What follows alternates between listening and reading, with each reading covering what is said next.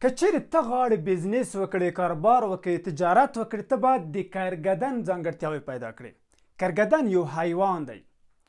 دا 4 ځانګړتیاوې لري. که چیرې ته دغه 4 ځانګړتیاوې په خپل بزنس کې، په خپل کاروبار کې عملي کړي، ته به یو بریالی بزنس، یو بریالی کاروبار ولرې. لومړنۍ ځانګړتیا د کرګدن حیوان دا ده چې دومره قوي پوست لري چې د زمري غاښونه په هغه کې نفوذ نه کوي.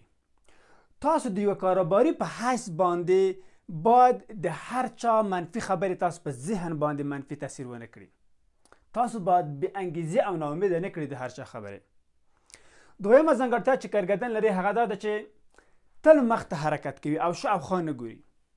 تاسو د یوه کاروباري په حیث باندې باید هدف ولرئ، په هغه هدف باندې تمرکز وکړئ او دا چې شاوخوا څوک څه کوي څوک څه نه کوي په هغې باندې هېڅ تمرکز ونه کړئ. خپل هدف ته باید تاسو کار وکړئ.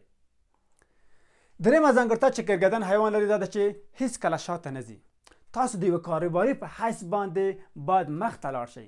باید په یوه حال پاتې نه شئ چې بدلون ونه کړئ، تغییر ونه کړئ، بلکې تل د پرمختګ په حالت کې باید وئ.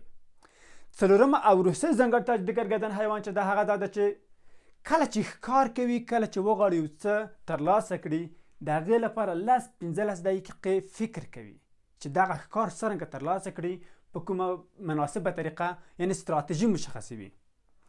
تاسو د یوه کاروباري په حیث باندې کله چې وغواړئ یو تصمیم ونیسئ، یوه پرېکړه وکړئ، یو عمل ترسره کړئ، د هغې څخه مخکې په هغه یو فکر وکړئ، یو داسې یوه حل لاره ورته پیدا کړئ، داسې یوه ستراتیژي ورته مشخصه کړئ تر څو په کمو سرچینو سره په مؤثره توګه هغه هدف تاسو ترلاسه کړئ.